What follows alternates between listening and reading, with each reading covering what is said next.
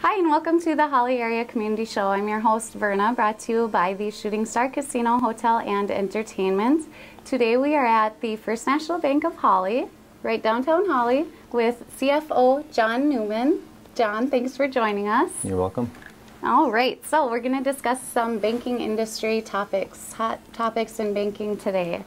And visiting with you earlier, we got some ideas. Can you explain, we've heard the term community bank in the last year or so. Can you explain that term to us? What does that mean? Sure. A community bank is a bank that is locally owned and operated, and the decisions are made locally. With a community bank, a customer is dealing with somebody that is aware of the unique interests and needs of the people that live in the community and are better able to understand what the customer needs. Okay. With the mega banks, the multinational banks, the multi-state banks, we're finding a lot of times we have customers come to us from those banks frustrated because they had a loan request and the loan officer had to get an answer from the corporate headquarters, which may be hundreds of miles away in another state. A length of time. Correct. That's not necessary or wanted when you need something. Right. Okay. And some of these mega banks, such as Wells Fargo, maybe the bigger, like national banks. Correct. Wells Fargo, Citigroup. There was an interesting article in the Washington Post that just came out yesterday. They discovered that the IRS had given some preferential tax treatment to both Wells Fargo and Citigroup and allowed them to expense billions of dollars in bad debts that normally the IRS rules wouldn't allow. And so that's another thing that's kind of a sore spot right now with the public, is the preferential treatment that some of the bigger banks have gotten over the years, as well as the bailouts. And we didn't take any bailout money. We didn't need any bailout money, but as everyone's well aware, a lot of the big banks took the bailout money, and so. How does that affect their customers? Well, I don't know how it affects their customers. We just you hear a lot about it in the press. A lot of the public is angry and upset over. And I could see it causing some distrust or concern. Right. Okay. Okay. So with that negative press, is there any positive news in the banking industry? I think there is it's been really good for community banks, because I think the general public is now more aware of what the differences are between a community bank and a mega bank, and they understand that the playing field needs to be leveled a little bit. They would like the bigger banks to pay more of their fair share in FDIC insurance premiums. With a lot, there's been over 130 bank failures this year, and when a big bank goes under, that FDIC insurance fund takes a big hit. And so there's been a lot of talk in Congress about making the bigger banks pay their fair share to replenish that insurance fund as well. Okay. All right. Let's see, anything else going on at First National Bank that you'd like to share? Upcoming changes, events? Yeah.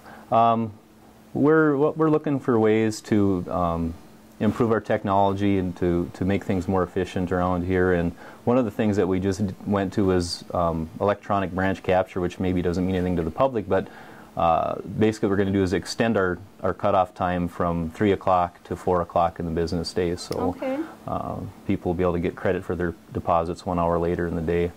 It should help a lot of businesses and individuals coming from work. Sure. And then the other thing we're looking at is online bill pay. That's would be the next piece that we need for our online banking. It's the logical next step. So that's probably something we'll be adding in 2010 as well. Okay.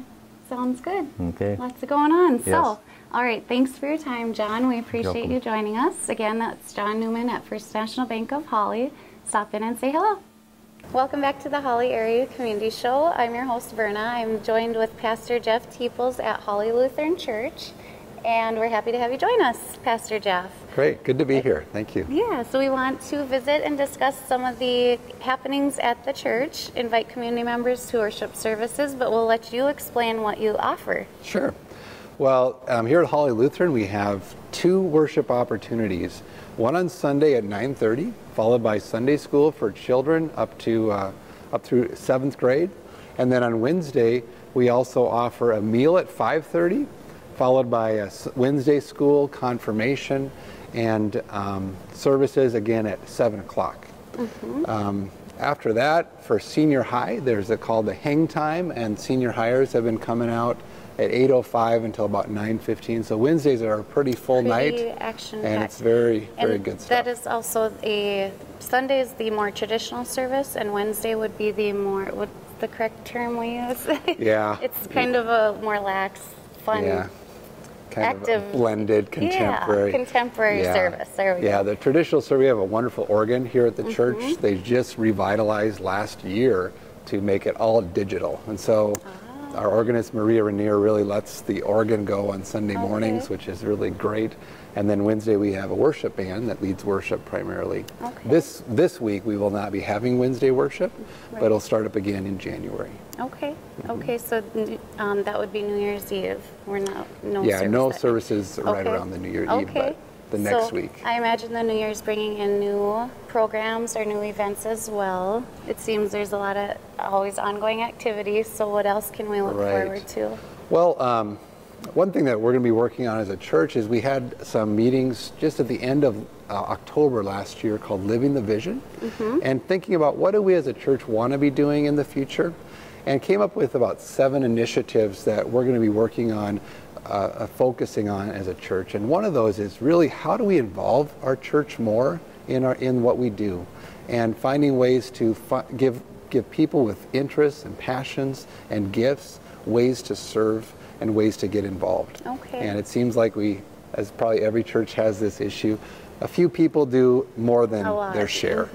And there's always that need for volunteers. Yes, right. Okay. And coming into January, the baptismal celebration coming up.